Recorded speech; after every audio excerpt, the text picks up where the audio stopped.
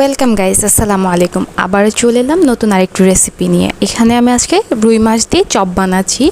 তার জন্য প্রথমে আমি রুই মাছটাকে হালকা সিদ্ধ করে কাটা ছাড়িয়ে নিয়েছি। অ্যান্ড এখানে দিয়ে দিচ্ছি সিদ্ধ করা আলু, আর সাথে আমি পাউরুটি ভালো করে মাখিয়ে নিয়েছিলাম। এগুলোকে ভালো মতো তিনটা ইনগ্রিডিয়েন্টস ভালো মতো মেশানোর পর এখানে আমি পেঁয়াজ, কাঁচামরিচ, আদা বাটা, রসুন বাটা, ধনিয়া গুঁড়ো, জিরে গুঁড়ো, কর্নফ্লাওয়ার আর পরিমাণ মতো লবণ মিশিয়ে ভালো মতো আবারও মিশাবো, আর সাথে দিয়ে দিব লেবু। তারপরে এই সবগুলোকে ভালো মতো মেশানোর পর এখানে আমি অ্যাড করে দিব সয়া সস অ্যাড করার পর আমি আবারও ভালো মতো মিশিয়ে নিব।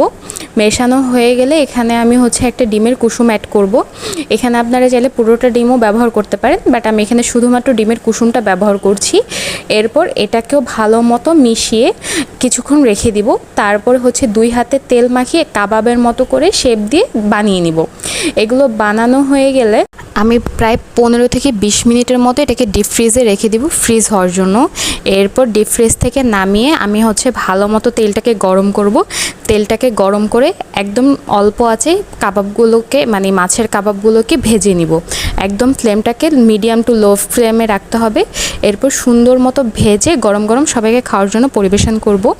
এই ছিল আমার আজকের রেসিপি। ভালো লাগলে লাইক, কমেন্ট, শেয়ার করে পাশে থাকবেন। ধন্যবাদ সবাইকে।